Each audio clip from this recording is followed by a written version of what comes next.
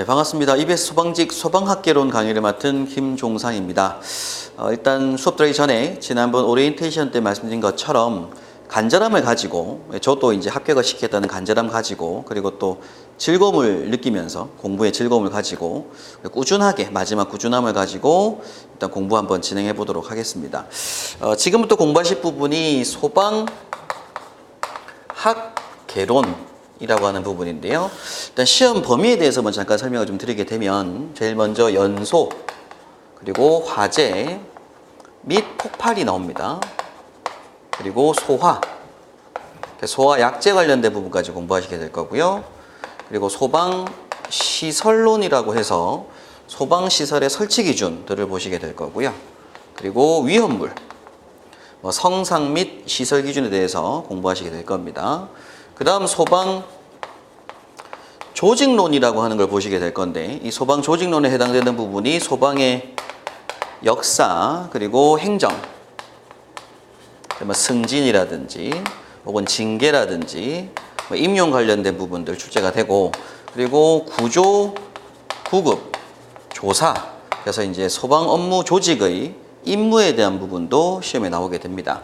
그리고 재난 관리론이라고 해서 재난관리법이 있어요. 재난관리법하고 재난관리 관련된 이론에 대한 문제들이 출제가 됩니다. 그리고 마지막으로 소방관계 법규 문제가 한 문항 정도 거의 매회 좀 출제가 되고 있는 것 같아요. 법규 문제까지 해서 소방학개론은 구성이 됩니다. 그 중에 연소, 화재, 폭발, 소화 파트가 보통 8문항에서 많게는 10문항까지 출제가 될 수가 있고요. 19년 상반기 같은 경우에는 9문항이 출제가 됐었습니다. 그리고 소방시설론 문제가 2-3문항 정도, 19년 상반기는 3문항 출제가 됐었고, 위험물 문제도 2-3문항, 19년 상반기 때 3문항 나왔었어요. 그래서 실제 여기까지 지난 19년 상반기는 15문항, 그 전에 18년 하반기 14문항, 그래서 13문항에서 15문항 정도까지 출제되는 범위가 여기까지 구성이 됩니다. 그 다음에 이어서 소방조직론 문제하고 재난관리론과 소방관계 법규 한 문항 정도씩은 나오고요. 소방조직론 파트에서 역사 부분이 사실 한 문항씩은 매회 출제가 되고 있고, 나머지 행정, 승진, 징계, 구조, 구급, 조사 등에 관련된 부분 문제가 안 나오는 추세가 지금 많아요. 최근 추세는 그렇습니다. 과거에는 1-2문항 정도 이렇게 출제가 되었던 부분이다라고 보시면 되고, 재난관리론 문제가 매회 2-3문항 정도는 출제가 되고 있습니다. 근데 제가 이제 순서대로 연서부터 해서 전체 진행을 하게 될 때, 소방학개론 수업할 때 이 관계법규는 수업 내용이 없어요. 왜냐하면 이제 소방학개 법규는 아무래도 저희가 법규 과목이 따로 있잖아요. 그래서 이제 공채를 하시는 분들 중에 선택 과목으로 법규하고 학개론을 이렇게 진행하시게 되면 어차피 법규 공부하셨던 문제가 한 문항 나온다고 보시면 되고요. 그리고 또 이제 학개론만 시험 치시는 분들 같은 경우에는 일단 이론 공부하실 때는 법규를 보지 마시고 나중에 뒤에 기출문제 풀이할 때가 있습니다. 기출문제 풀이를 할 때 나왔던 문제들을 풀면서 그때 관련 이론 설명을 들으시는 게 훨씬 더 맞아요. 왜냐하면 나오는 한 문항은 항상 나올 게 나오기 때문에, 그래서 이때 공부한다고 또 법규를 굉장히 많은 양을 다 공부하실 필요가 전혀 없기 때문에 이건 제가 기출문제 풀 때 그때 설명드리도록 하겠습니다. 그래서 이론 과정은 재난관리론까지 공부 진행이 되실 거고, 저희 고제 구성을 좀 보시게 되면 연소, 화재, 폭발, 소화, 소방시설론, 위험물까지를 소방학개론 제가 파트 1 과정이라고 설명을 좀 드리고 있고요. 그리고 소방조직론과 재난관리론 부분을 묶어서 파트 2 과정이라고 설명을 드리는데, 그 이유가 문항수가 아무래도 많이 나오죠, 그죠? 실제 출제 빈도수가 제일 높고요. 가장 많이 나오는 범위가 파트 1 과정인데, 이 부분만큼은 확실하게 100% 자기 걸로 이론을 잡고 넘어가실 필요가 있다는 말씀을 드립니다. 그래야지 나중에 예상문제 풀이하거나 기출문제 풀이를 할 때 충분히 답을 찾을 수가 있기 때문에 확실한 공부가 좀 필요한 파트가 파트 1이라고 보시면 돼요. 근데 파트 2 과정은 공부량에 비해서 사실 그 페이지 분량이나 공부량을 봤을 때는 파트 1 과정 거의 비슷합니다. 양 자체가. 그런데 나오는 문항수가 역사 문항 무조건 나올 거고, 근데 역사는 어차피 역사 중에 나올 거라서 또 뻔히 나올 게 정해져요. 그리고 재난관리론 파트 문제에서 한 두세 문항. 이 파트는 안 나올 때가 훨씬 더 많고 나온다고 한두 문항입니다. 그래서 이 부분은 결국 뭐냐면 분량은 많지만 나오는 시험 문제가 작다는 얘기는 그만큼 뻔히 나올 거다라는 걸 좀 유추하셔야 되고, 그래서 이 부분은 제가 수업 때 좀 많이 찍어드리는, 시험에 나올 거다라고 하는 식으로 그런 부분들만 정리하시는 과정이 굉장히 중요한 거죠. 그래서 파트 1까지는 전체 기본 이론을 좀 자기 걸로 확실하게 만들 필요가 있는 파트라고 보시면 되고, 파트 2 과정은 제가 얼마나 잘 찍어드리냐, 그게 제일 중요한 부분이라고 생각하시면 될 것 같습니다. 일단 전체 교재 구성은 이렇게 1, 2로 구성되어 있다라고 보시면 될 것 같고요. 수업 들어가기 전에 저하고 같이 일단 차례 목차부터 잠깐 보면서 수업 진행하도록 하겠습니다. 처음 페이지 남기시면 뭐 수험 정보 나오는데 이건 뭐 OT 때 많이 설명드렸던 거니까 넘어가도록 하고, 교재는 17페이지 보시면 될 것 같아요. 차 페이지 넘겨서 17페이지 보시면 컨텐츠, 차례가 나옵니다. 소방학개론 1이라고 돼 있죠. 제1편이 연소 및 화재론이라고 해서 연소, 화재, 건축물 화재, 건축물 내화 성상 및 안전관리. 넘겨보시면 이제 제2편의 소화이론, 소화. 그 다음에 이어서 3편으로 소방시설의 구조 및 원리가 나옵니다. 여기서부터가 이제 소방시설론이에요. 사실 소방시설론 이전까지 그 111페이지에 있는 부분 내용들까지가 문항수가 얼마라고요? 8문항에서 10문항 출제가 되기 때문에 양이 많지 않죠. 사실 페이지 분량으로 한 100여 페이지 정도 분량되는 부분인데 문항수가 8, 10문항입니다. 그 얘기는 이 교재에 있는 내용만큼은 다 숙지를 하셔야 되고요. 그래서 이 파트는 제가 나중에 예상문제 풀이할 때 보통 요약 정리하고 예상문제 풀이를 할 건데, 이 파트는 요약 정리 자료가 없습니다. 왜냐하면 이 내용 전체가 다 중요하기 때문에 예상문제 풀 때 전체적으로 다 복습하고 넘어갈 부분이에요. 그걸 중요하게 한번 체크하셔야 되고, 3편에 보시는 게 소방시 구조원리라고 해서 이제 소방시설론으로 넘어가는 부분인데, 이 구조원리 시설론 파트가 양이 좀 많습니다. 그게 지금 거의 뭐 페이지가 목차만 하더라도 뭐 27페이지까지 가죠. 목차만 하더라도. 소방시설이 워낙 많다 보니까, 그래서 이제 페이지 분량이 거의 한 200페이지 가깝게 차지하는 부분인데, 또 문항수가 한 3문항 정도는 전 출제될 거라고 보거든요, 시설론 쪽에서. 근데 이제 최근에 기출의 경향은 어떠냐면은 합격자를 많이 배출합니다. 지금 합격자를 많이 뽑고 있는 중이고요. 그렇기 때문에 시험 문항 자체를 어렵게 안 내야. 지금 출제는 그렇습니다. 당연히 인원수를 적게 뽑을 때 어렵게 냅니다. 변별력을 가지고. 많이 뽑을 때는 시험 난이도는 낮춰요, 실제. 그래야지 일단은 2배수를 뽑을 때 더 많이 배출할 수가 있으니까. 그러다 보니까 시설론 파트도 사실은 공부해보면 굉장히 어렵고 양이 많지만 시험에 나올 건 이미 뭐하다? 정해져 있다. 근데 다만 좀 분량이 많습니다. 그래서 그런 부분들에 대해서 저하고 또 요약 정리하면서 좀 정리하실 거고, 요거는 이제 문제 풀이할 때 요약 정리 자료 따로 있어요. 그 요약 정리 자료 위주로 공부하시면 3문항 정도는 충분하게 풀 수 있는 문제들로 구성이 될 겁니다. 그다음에 28페이지에 보시면 이제 그 위험물 성상 및 시설 기준 목차가 나오는데, 위험물에 관련된 성상, 성질, 특성, 그리고 위험물 설치 기준까지 해서 문항수가 2-3문항 출제가 되는 파트입니다. 그 다음에 이제 소방학개론 2 파트라고 돼 있죠. 컨텐츠 목차에 보면. 파트 2 과정에서 소방 조직론, 소방의 의의, 소방의 역사.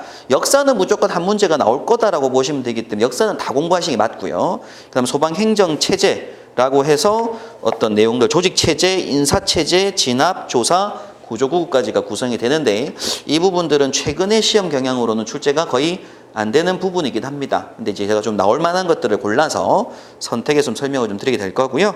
마지막 제6편이 재난관리론이라고 해서 재난 및 안전관리 기본법 관련된 원문 공부하시게 될 거고, 안전관리 이론들에 대해서 공부하시고 전체적으로 이론 마무리가 되실 거예요. 법규는 기출문제 풀면서 정리하시면 될 것 같고, 이렇게 하면 이 전체가 시험 범위다라고 보시면 되고, 지금부터는 이론 위주로 공부 진행해서 문제 풀이가 중요합니다. 무엇보다 여러분께서 합격을 하시려면 많은 문제, 다양한 문제를 풀어보셔야 되는데, 시작부터 뭐 할 수는 없으니까 문제 풀 수는 없죠. 시작부터 문제 풀면 하도 모르실 거잖아요, 그죠? 그러니까 일단 이론을 먼저 한번 들어보시고 문제 풀이에 들어가시면 되고, 그 공부하시는 가장 중요한 방법은 뭐냐면 많은 문제를 보고 그리고 많은 그 설명을 들으시는 게 중요합니다. 여러분 시험은 사지선다형 시험 문제이기 때문에 시험지를 딱 보시면 보기를 봤을 때 이거 맞다 틀리다만 체크하시면 돼요. 그럼 결국 계속 보는 연습을 하셔야 되기 때문에, 그리고 또 그냥 보면 또 이해가 안 되는 부분도 있고 하니까 많이 들으시는 겁니다. 그래서 저 수업 들으면서 많이 들으시고 많이 보시기만 하셔도 충분히 높은 점수 나오시니까요.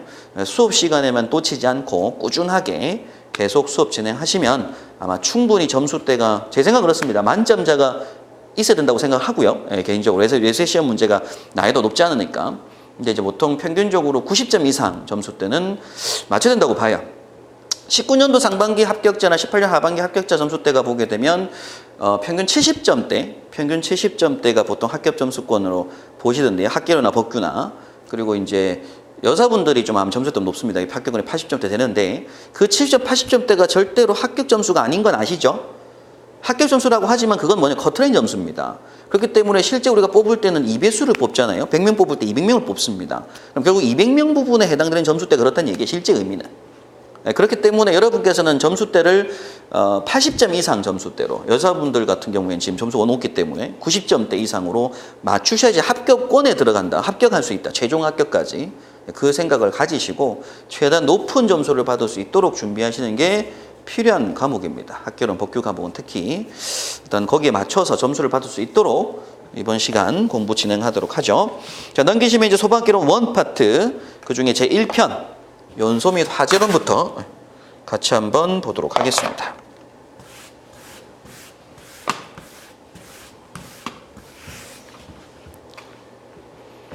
자, 1편 연소 및 화재론 넘겨보시면 제 1장이 연소죠, 연소. 제일 먼저 1장. 연소에 대해서 공부해 보도록 하겠습니다. 1번에 연소 이론이라고 합니다. 제일 중요한 건 당연히 연소 이론은 제일 중요한 첫 번째는 뭐냐면 연소의 정의가 될 거예요. 그래서 연소의 정의 하게 되면 연소란 일종의 산화 반응으로 돼 있죠. 산화 반응 밑줄 한번 꺼보시고요. 그리고 저하고 이제 공부하실 때는 별도로 노트를 쓰실 필요는 없습니다. 별도 노트 필요 없으시고 그냥 교재에다가 제가 밑줄 끌 때 밑줄 꺼시면 되고요. 거기다 제가 필기하세요 하면 책에다가 필기하시는 위주로 가시면 되고, 제가 혹시나 수업 중에 책에다가 필기하기엔 양이 좀 많게 필기가 필요할 때에는 따로 노트에 필기하세요라고 말씀드릴 겁니다. 그때는 연습장에다가 칠판에 판사한 내용을 한번 작성하시고요. 그걸 포스트잇 같은 곳이나 이런 데다 옮겨가지고 교재에다가 붙여 놓으시는 걸 말씀드려요. 그래서 일단 개인적으로 따로 노트를 만드실 필요는 없고 교재에다가 밑줄 긋고 따로 필기를 하시는 걸로 제가 좀 부탁을 드리고요. 여러분께서 교재를 따로, 그러니까 노트를 따로 만드셔야 될 시점은 이론 수업이 끝나고 그 다음 과정 요약 정리. 근데 요약 정리도 어차피 제가 요약 정리 드릴 거예요.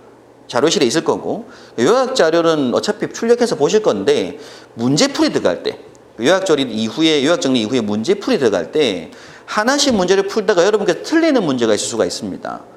혹은 이제 모르는 문제가 있을 수가 있어요. 문제 풀다 보면 그때 그 문제에 해당되는 해설, 그래서 오답 노트라고 하죠. 그래서 문제풀이 할 때 오답 노트를 만드시는 걸 제가 좀 권해드리고, 이론 수업 중에는 따로 노트 만드실 필요 없이 교재에서 집중하셔가지고 밑줄 긋고 그렇게 진행하시는 걸로 좀 시작할게요. 공부 진행하실 때. 근데 연소의 정의 보시면 일정의 산화 반응, 요거 밑줄 그어 놓으시고요. 그 반응이 너무나 급격하여 열과 빛을 동반하는 반응이다라고 합니다. 그거 체크하셔야 되고, 그리고 마지막으로는 발열 반응, 이렇게 밑줄 한번 끄셔야 돼요. 그래서 이 세 단어가 들어가야지 연소 반응이라고 합니다. 산화 반응이라는 얘기니까 결국에는 이제 화학적인 반응이다라는 얘기고요. 그리고 화학 반응 중에서 그러면 결국 우리가 아셔야 될 게 산화 반응인 거죠. 근데 산화 반응의 의미가 산소와 뭐 한다고요? 화합하는 반응, 산소를 얻는 반응이라고 합니다. 그런데 그 반응의 속도라든지 내용이 너무나 커서 열과 빛이 나야 돼요. 예를 들면 우리가 사람이 태어나가지고 막 나이 드는 것도 사실은 산화 반응이죠. 산소랑 호흡하고 있으니까. 그래서 우리가 뭐 항산화제 먹고 하잖아요. 나이 안 들려고. 그 다음에 철이 녹이 쓰는 거. 철이 녹 쓰는 것도 다 무슨 반응?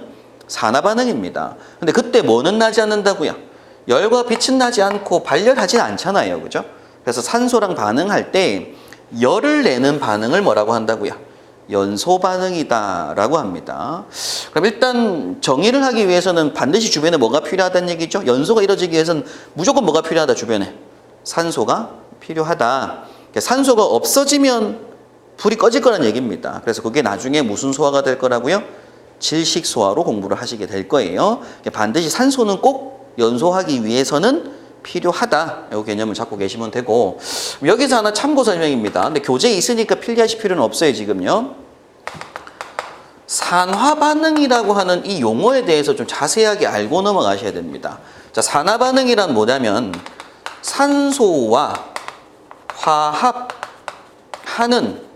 반응이라고 하겠죠. 근데 이게 실제 산소를 뭐 하는 반응인 거냐면 얻는 반응이다라고 보셔야 돼요. 산소를 얻는 반응.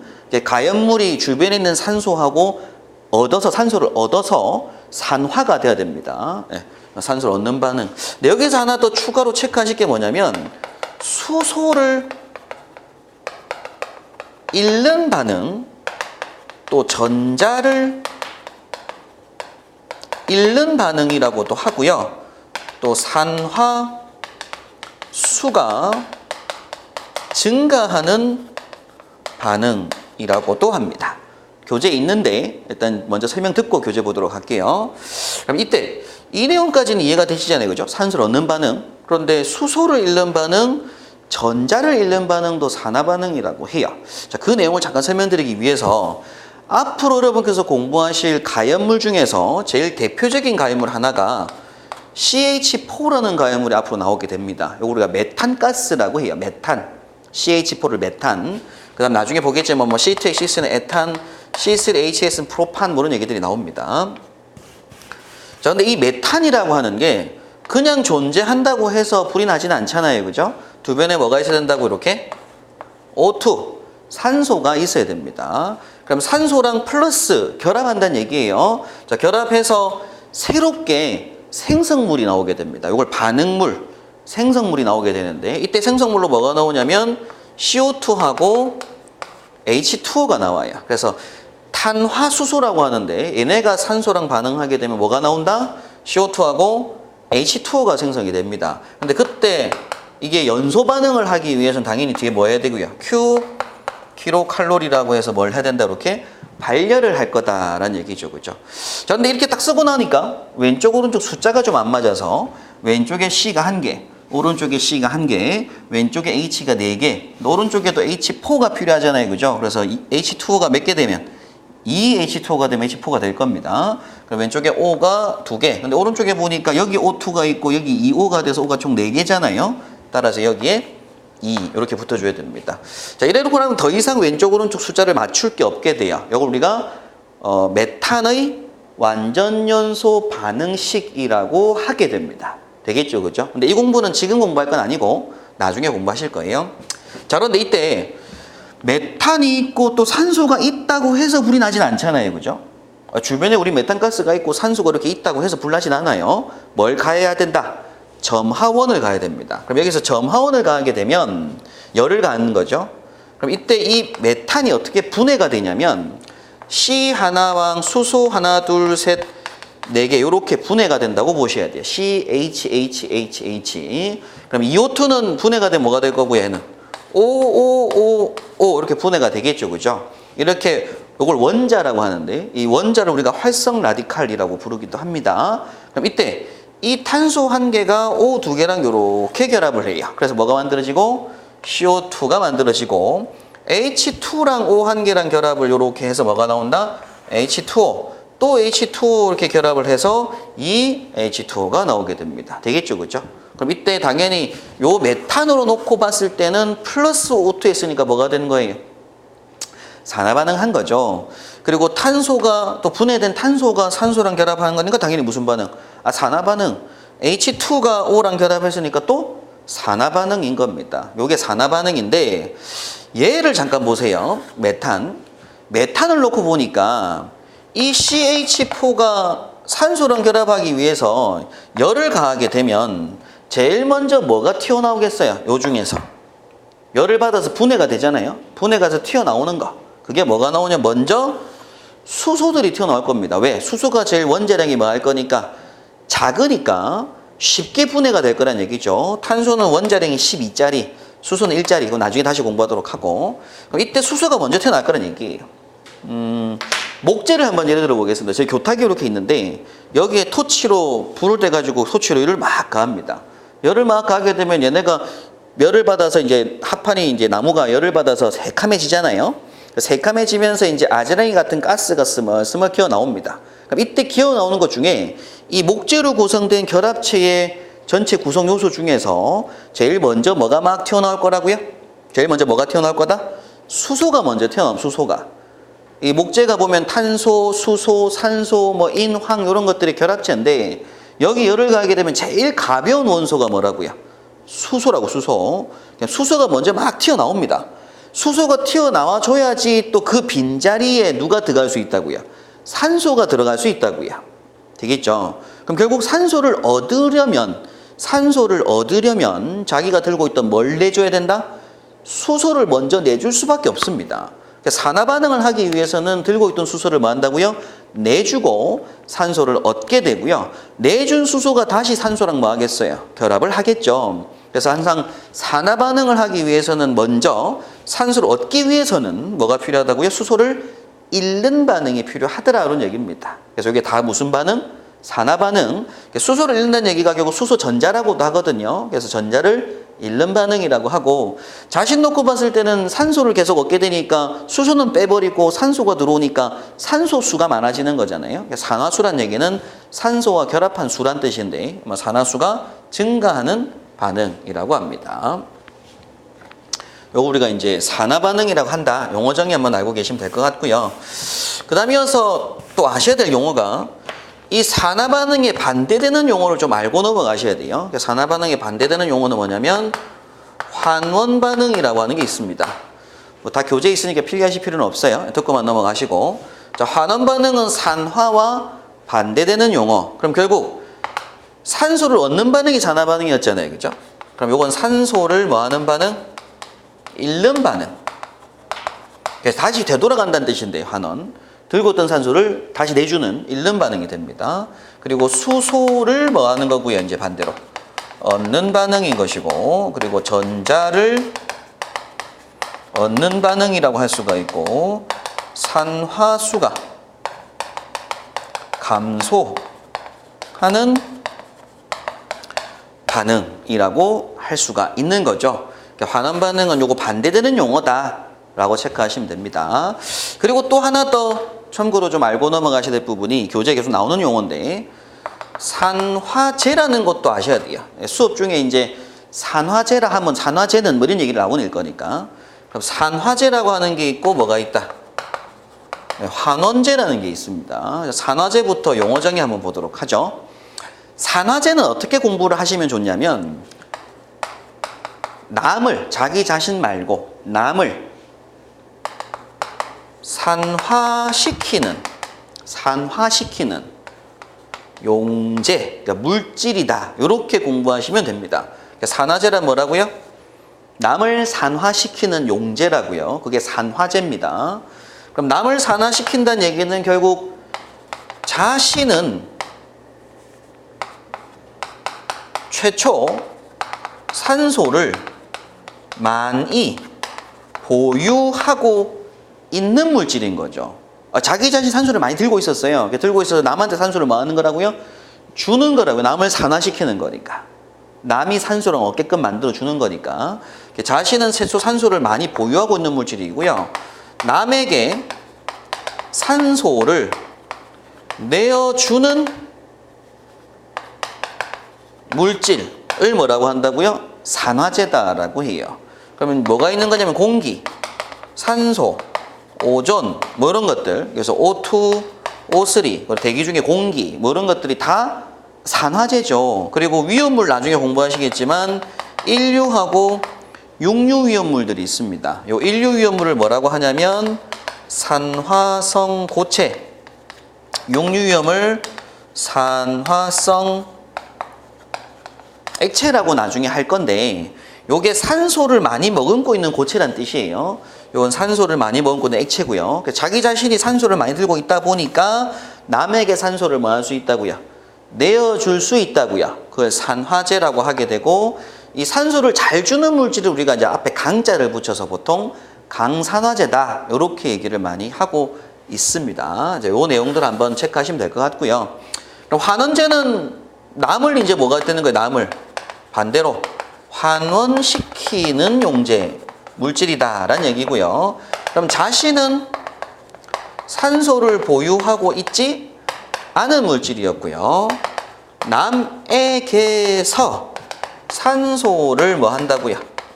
뺏어오는 물질을 산원제라고 합니다. 그래서 대표적으로 뭐가 들어가는 거냐면 가연물들이 들어가요. 가연물들.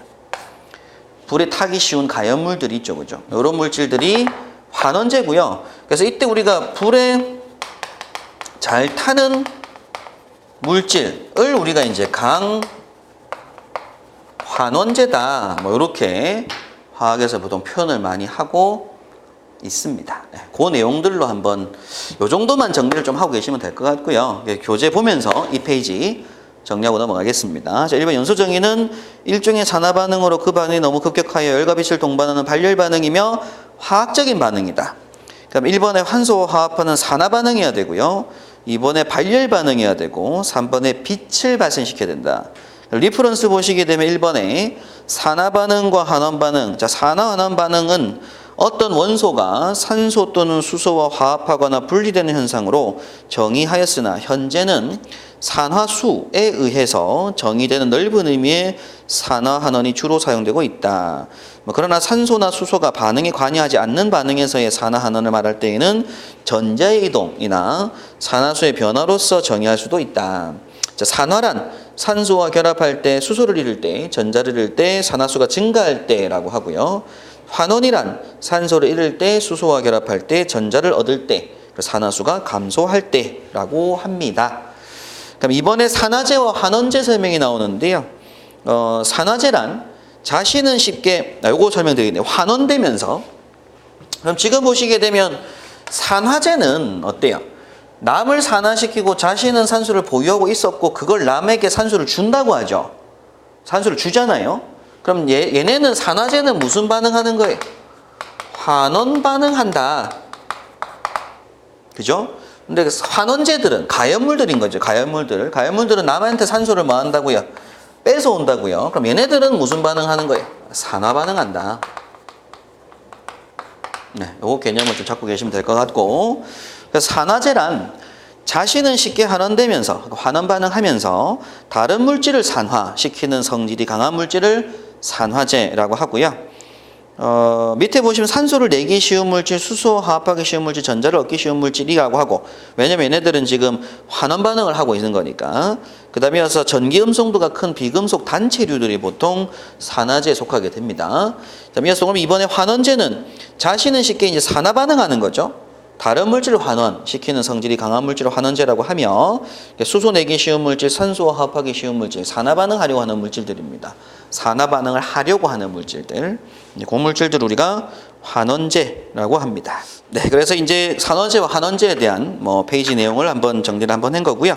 계속 이어서 4페이지 보시게 되면 이번에 연소의 필요 요소라고 하는 게 나오게 됩니다.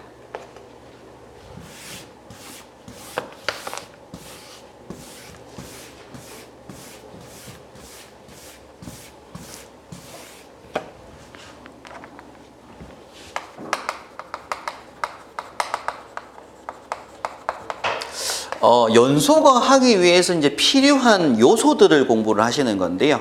이것도 시험 문제 한 문제 출제가 될 수 있는 부분들입니다. 연소의 필요 요소라고 하게 되면 연소의 3요소라고 부르는 게 있고요.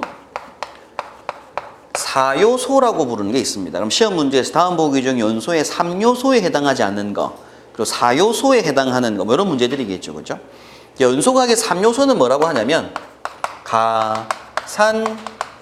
가산점으로 외워요. 그래서 3요소가 뭐죠 하면 가산점. 우리가 가산점이 제일 중요하죠. 그죠? 네. 가라고 하는 게 뭐냐면 가연물입니다. 가는 가연물. 가연물이 필요하다는 얘기고요. 산이 뭐냐면 산소 공급원이 돼요. 산소 공급원. 그리고 점이라고 하는 게 뭐냐면 점화원이라고 합니다. 그래서 이건 암기하셔야 돼요. 가산점 세 가지. 그럼 연소의 4요소가 뭐냐라고 하게 되면 가산점에다가 마지막으로 연이 한 개 붙습니다. 가산점 연. 이렇게 정리를 하시면 되고요. 가연물, 그리고 산소 공급원, 점화원, 그리고 마지막으로 한 개 더 추가되는 게 있습니다. 그게 뭐냐면 연쇄 반응이라고 하고요. 또는 앞에다가 순조로운을 한번 넣어요. 순조로운 연쇄 반응. 이걸 우리가 연소의 4요소라고 한다는 것도 굉장히 중요한 문제입니다.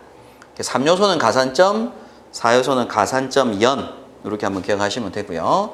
자, 마지막에 있는 연쇄 반응에 대해서 한번 잠깐 보겠습니다.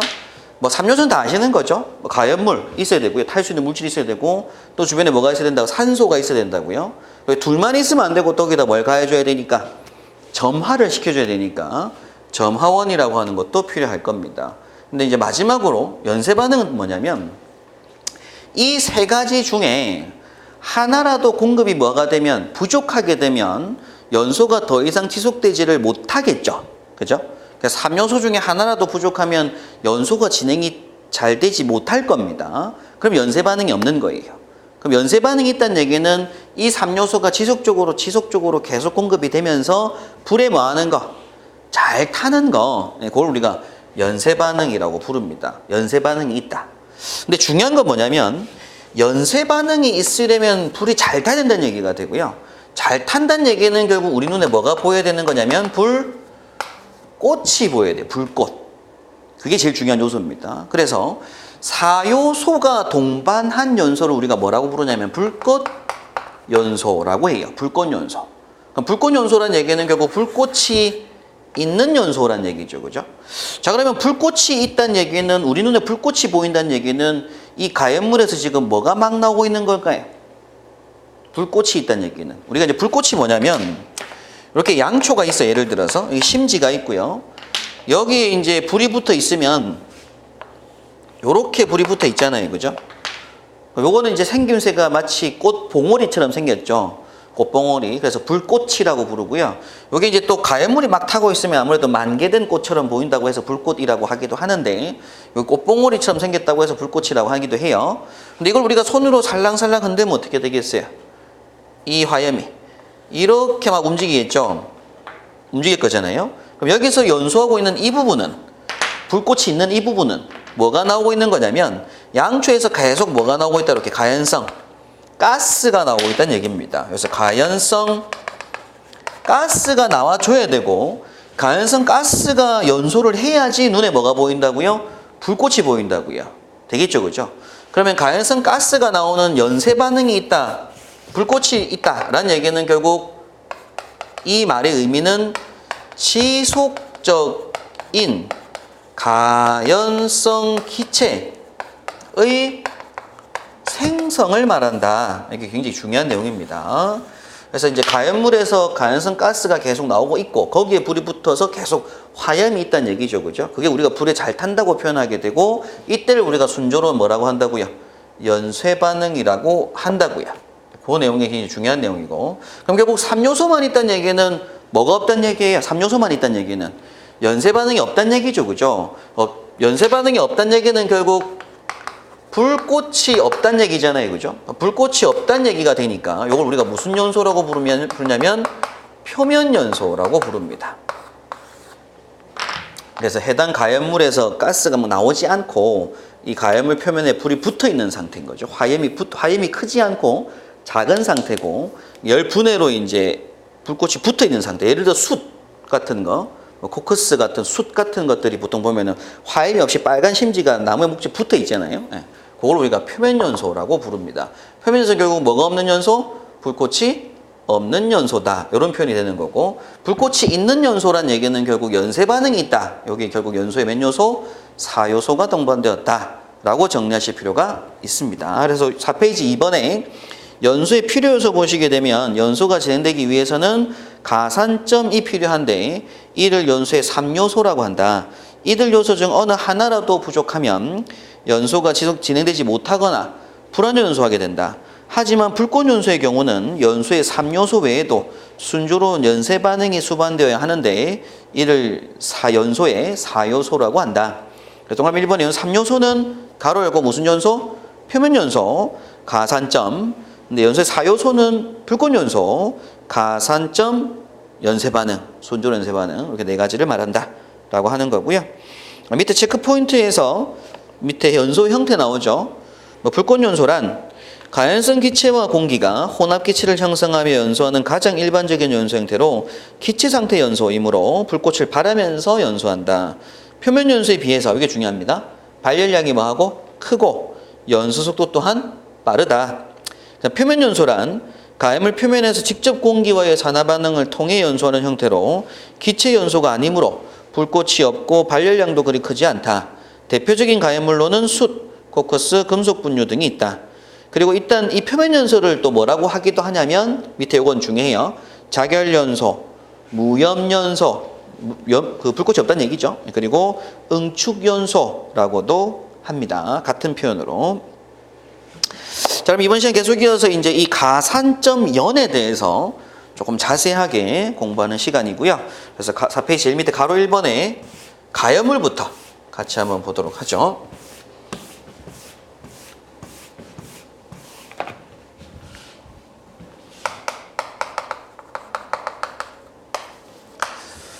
가산점연 중에 첫 번째입니다. 가염물, 말 그대로 불에 탈 수 있는 물질, 연소가 가능한 물질이고요. 산화 반응 시 발열 반응을 할 수 있는 물질을 말합니다. 반응열이 적어서 반응 속도가 느린 물질, 철 같은 거 말하죠. 당연히 가염물 되기가 어렵다. 이게 어떤 산화 반응을 할 때 열을 많이 내야 됩니다. 자, 또 1번에 가염물이 되기 쉬운 조건들이 나오는데요. 교재 보면서 정리할게요. 자, A번에 보니까 열 전도율이 뭐 할수록 적을수록이라고 되어 있습니다. 근데 열 전도율이 뭐냐면 열을 전달하는 능력을 말하는데, 예를 들어 제가 뭐 이 정도 두께 되는 나무 합판이 있다고 쳐요. 나무, 강목. 여기 반대쪽 면에다가 토치로 불을 갖다 댑니다. 이렇게 갖다 댑니다. 태우려고. 그런데 이때 얘가 열 전도율이 빠른 물질이면 어떻게 했어요? 열 전도율이 큰 물질이면 반대편으로 금방 뜨거워지겠죠. 대표적으로 철 같은 재질들이 있어요. 그래서 열을 갖다 댄 반대쪽에 금방 뜨거워지는 게 뭐라고요? 열 전도율이 큰 거라고요. 전달 능력이 큰 거. 근데 열 전도율이 작은 것들이 목재가 해당되는데, 열을 시멘트 목재들, 열을 갖다 대면 이 열을 외부로 바깥쪽으로 전달하기가 어렵습니다. 열 전도율이 낮으니까. 그렇기 때문에 열을 전달 안 하는 거예요. 그 얘기는 이 열을 반대쪽 면으로 전달을 못 시키고 계속 천천히 움직이면서 열을 뭐하고 있다? 축적하고 있다는 얘기입니다. 열 축적. 열을 계속 이면에는 축적하고 있다는 얘기. 반대쪽은 안 뜨거워졌지만 열을 받는 쪽은 열을 계속 뭐하고 있다고요? 축적하는 중인 거예요. 이게 열 전도율이 컸다고 하면 반대편으로 금방 전달이 됐고요. 반대편이 금방 뜨거워지면서 또 어떻게 했어요? 외부로 열을 계속 방출하기가 좋겠죠. 근데 열 전도율이 적은 물질일수록 열을 축적하기가 용이해지고요. 그 축적하다가 이제 불이 붙을 수 있는 온도, 즉 발화점 온도가 도달되게 되면 갑자기 불이 확 하고 붙게 됩니다. 그래서 일단 A번에 열 전도율이 적을수록 옆에다가 가로 열고 열 축적이 용이할수록 한번 쓸게요. 열 축적이 쉬울수록 쓰셔도 되고 열 축적이 용이할수록 이렇게 쓰시면 됩니다. 가로 닫고. 그다음 B번에 활성화 에너지가 적을수록이라고 되어 있는데, 우리 앞선 시간에 CH4 플러스 EO2 해가지고 제가 앞에 수업할 때 CO2 플러스 EH2O 플러스 QK칼로리 설명 한번 드렸잖아요. 그죠? 근데 이때 이제 열을 받으면 얘가 이렇게 분해가 된다고 했고, 얘도 이렇게 분해가 된다고 말씀드렸습니다. 분해가 되고 나야지 다시 뭐가 일어날 거니까 이렇게 산화 반응이 일어나겠죠. 그럼 산화 반응 하면서 스스로 뭐 한다고 또 열을 낸다고요. 그럼 이때 조금만 열을 가해도, 굉장히 조금만 열을 가해도 쉽게 이렇게 뭐가 되는 게 있고요. 분해되는 물질이 있고요. 한참 동안 열을 가해도 분해가 안 되는 물질도 있는 겁니다. 그래서 이때 활성화 에너지가 적을수록이라는 얘기는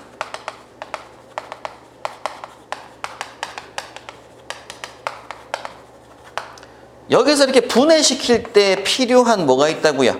에너지가 있다고요. 그래서 같은 말로 열 분해 에너지라고 하고요.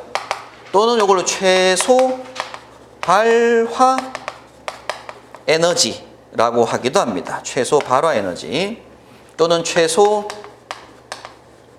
점화 에너지라고도 하는데, 이렇게 열 분해를 시키기 위해서, 분해를 시키는 게 활성화시키는 거예요. 이 활성화시키기 위해서 필요한 에너지값, 그걸 뭐라고 한다고요? 활성 에너지라고 한다고요. 그럼 활성 에너지가 적은 물질은 어떻게 했어요? 적은 물질은 조금만 열을 받아도 금방 뭐가 될 것이고 분해가 될 것이고 다시 재결합하면서 연소반응이 일어날 수 있겠죠. 근데 이제 이렇게 활성화된 열분 에너지가 크게 필요한 물질은 굉장히 높은 열을 받아도 분해가 잘 안 될 거다, 이런 얘기입니다. 그래서 활성 에너지가 적을수록 열 분해가 되기 쉽고 분해가 되기 쉬울수록 다시 산화 반응하기가 좋다, 이런 얘기인 거죠. 그래서 B번 활성화 에너지가 적을수록 옆에다가 열분해 에너지가 적을수록 최소 점화 또는 최소 발화 에너지가 적을수록 다 무슨 말이라고요? 같은 말이다라는 걸 체크하시면 됩니다. 분해가 잘 될수록이라는 뜻이기도 하죠. 네. 그럼 C번에 보니까 발열량은 뭐 할수록? 클수록. 이렇게 반응했을 때 제일 끝에 가는 요겁니다, 요거. 그래서 F 플러스 Q 킬로칼로리한 요 값 자체가 크면 클수록 이 열로 다시 또 다른 가열물을 뭐 할 수 있기 때문에, 분해시킬 수가 있기 때문에 발열량은 뭐 할수록? 클수록.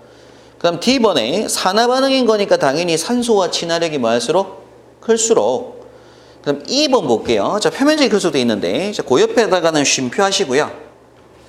표면적이 클수록 옆에다가는 쉼표 하시고,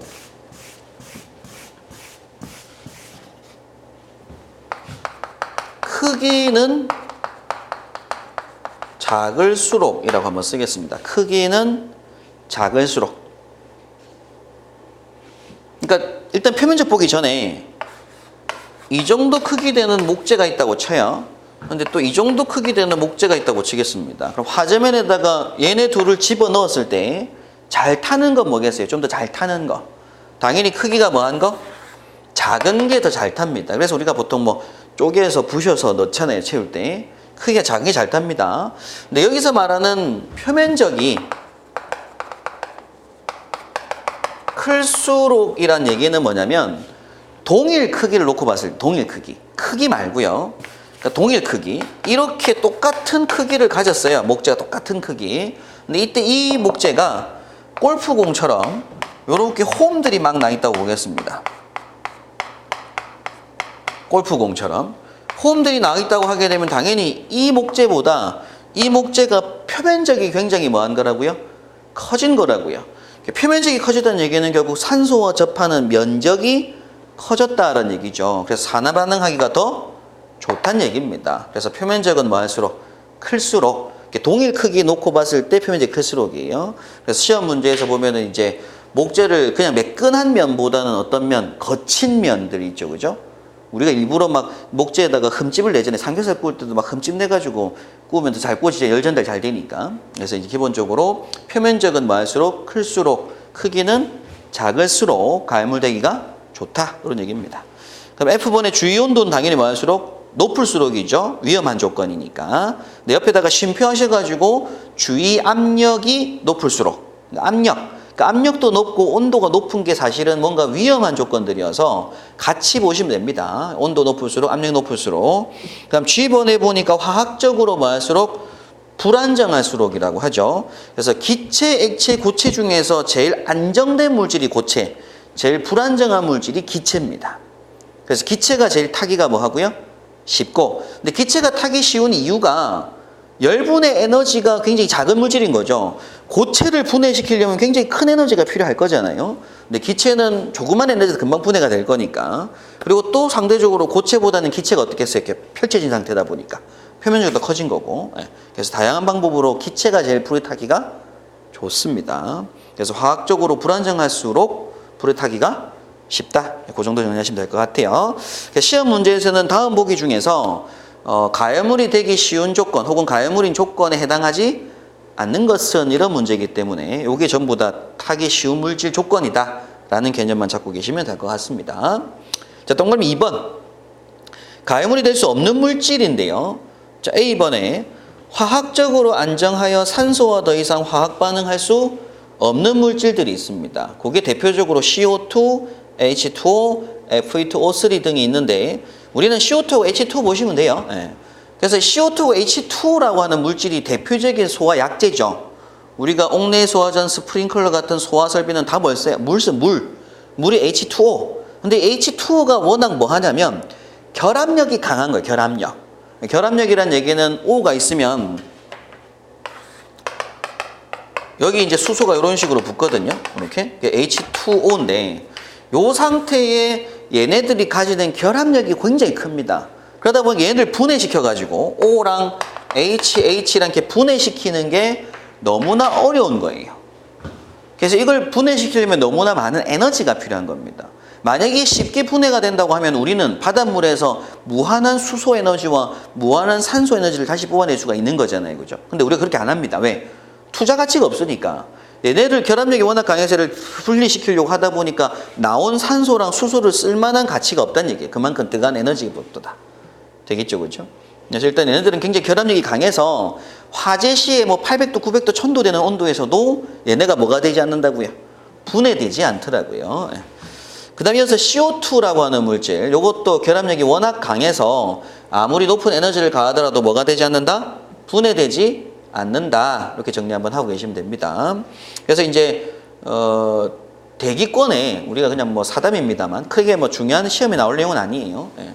우리가 이제 대기권에 보게 되면 기본적으로 1%의 불활성 기체, 헬륨, 네온, 아르곤 같은 것들을 하고 21%의 산소, O2, 78%의 질소가 존재를 하는 상태입니다. 대기권 내에는. 그런데 우리가 지금 이산화탄소 배출량을 줄이자라고 하잖아요. CO2를 막 생산을 했어요. 우리가 만들었어요.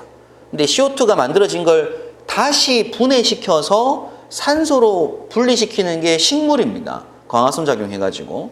근데 식물수가 워낙 개체수가 지구상에 줄다 보니까 CO2를 O2로 환원시키기가 어려운 거죠. 대기권 내에 뭐가 지금 막 남아있다고요? CO2들이 막 남아있는 겁니다. 대기권 내에. CO2가 다량으로 나오니까. 그래서 이 CO2가 아무래도 이제 지구 온난화 현상도 일으키게 되고 대기권 내에 그 CO2가 삼원자 분자로서 막 열을 머금는 성질을 가지게 돼요. 근데 얘네를 분해시키는 게 너무 어렵다고요. 분해시키는 게 누구만 하고 있다? 식물만 하고 있는데 그 식물수가 줄고 있으니까 CO2가 많이 남아있다는 얘기죠. 그죠? 그럼 일단 이 CO2도 고온의 화재면에 들어가게 되면 얘네가 분해는 안 된다고요. 그럼 얘네들이 자기 자신만의 뭘 가질 거니까? 최적, 부피를 가지겠죠. 그죠? 그리고 물을 쏘는 것도, H2O 물을 쏘는 것도 물이 화재에 닿아서 냉각도 시키겠지만 증발되어서 생성된 H2O 수증기들, H2O 기체들, 이 분해가 안 되고 계속 H2O 상태입니다. 액체에서 그냥 수증기가 됐다 뿐이지 다 H2O 상태예요. 그럼 얘네들이 또 자기 자신만의 뭘 차지할 거니까? 최적, 부피를 차지할 거니까 상대적으로 산소 농도를 뭐 할 수 있다고요? 줄여줄 수도 있죠. 그래서 이 H2O, CO2가 결합력이 워낙 강해서 가해물이 될 수가 없다. 이런 얘기를 하는 거고요. 그 다음 B번의 불활성 기체. 여기 앞서 말씀드린 대기권 내에 1% 기체들이 헬륨, 네온, 아르곤 이런 것들이 있습니다. 근데 얘네들은 영족 원소라고 불러요. 영족 원소. 그럼 여기서 잠깐 설명드릴 게 뭐냐면 족이라는 표현인데 족. 앞서 제가 CH4라는 물질이 이제 원자 결합한 건데 요 탄소가 뭐냐면은 4족 원소라고 해요. C가 요렇게 뭐라고요? 4족 원소라고 하고요. 수소가 1족 원소라고 합니다. 그러다 보니까 얘가 4족, 수소가 1족. 그러다 보니까 여기에 수소가 붙고 요렇게 결합하고 요렇게 결합하고 요렇게 결합을 한 상태가 CH4가 된 거예요. CH4. 그래서 이제 족수를 말하는데 헬륨이나 네온이나 아르곤 이런 것들은 주변에 뭐가 없다고요? 주변에 잡는 발이 없다고요. 그래서 영족 원소라고 불러요. 영족. 그럼 영족 원소는 반응할 수가 없죠. 산소랑 결합을 할 수 자체가 없어요. 그러다 보니까 당연히 가해물이 될 수는 없다. 이런 얘기를 합니다. 그 다음 C번에 산화반응 시 뭐 했다고요? 흡열 반응하는 물질이죠. 그죠? 산화반응할 때 온도를 낮추는 기능을 하는 물질들이 있습니다. 대표적으로 질소가 있는데 질소가 산소랑 반응하게 되면 ENO, 산화질소가 생성되면서 얘네는 마이너스 43.2kcal라고 하는 흡열 반응을 하게 돼요. 흡열 반응. 그래서 온도를 낮추는 거죠. 그래서 또 사담입니다. 크게 중요한 건 아니고요. 그 대기권 내에 제가 21% 산소가 있고 78% 정도의 질소가 있다고 했어요. 1%는 불활성 기체고. 그럼 지금 대기권 내에서 만약 뭐 폭발이 나거나 화재가 났을 때 점화를 가하면 이 산소와 질소가 반응하게 되면 무슨 반응한다고요? 흡열 반응한다고요. 산소와 질소가 반응했을 때. 그럼 결국 대기권에서 그 많은 산소와 질소가 계속 반응을 한다고 하면 계속 흡열 반응할 겁니다. 그래서 마이너스 일 거라서 결국에는 절대 0도에 도달을 돼야 돼요. 대기권의 상태는. 그런데 우리 지구라는 행성이 어때요? 태양하고 딱 적절한 거리에 있는 거죠. 태양 에너지를 받을 수 있는 딱 좋은 거리에 지금 있는 행성인 거예요. 그러다 보니까 대기권에 있는 것만으로는 무조건 온도를 급강하시키는, 영하를 낮추는 절대 온도에 도달될 수밖에 없는 환경 조건이지만 태양하고 거리가 적절하게 배치되어 있으니까 이 온도가 계속 뭐가 되고 있다? 우리가 유지가 되고 있는 겁니다. 그래서 태양 에너지가 싹 없어지면 무조건 우리 지구 행성은 절대 영도. 왜냐하면 산소와 질소가 반응하면 무슨 반응하니까? 흡열 반응하니까. 대기권에 전부 다 흡열 반응하고 있으니까. 그래서 절대 영도까지 떨어질 수밖에 없다. 이런 것들은 뭐 참고로 알고 계시면 될 것 같습니다. 일단 산화 반응했을 때 흡열 반응하는 물질도 가해물이 될 수가 없다. 정리하시면 될 것 같아요. 그러니까 밑에 체크 포인트에 상태별 가해물의 종류했을 때는 뭐 고체는 목재, 종이, 섬유, 고무, 플라스틱 등이 고체 가해물일 것이고, 액체 가해물 종류로는 가솔린, 등유, 경유 같은 것들이 있고요. 기체 가해물의 종류로는 메탄, 에탄, 아세틸렌, 일산화탄소 등이 있다라고 보시면 될 것 같습니다. 근데 이산화탄소하고 수증기 H2O는 가해물이 아니라는 거죠. 네, 그 내용 정리하시면 될 것 같고요. 가해물까지 봤는데요. 잠깐 쉬었다가 산소 공급원 넘어가도록 하겠습니다.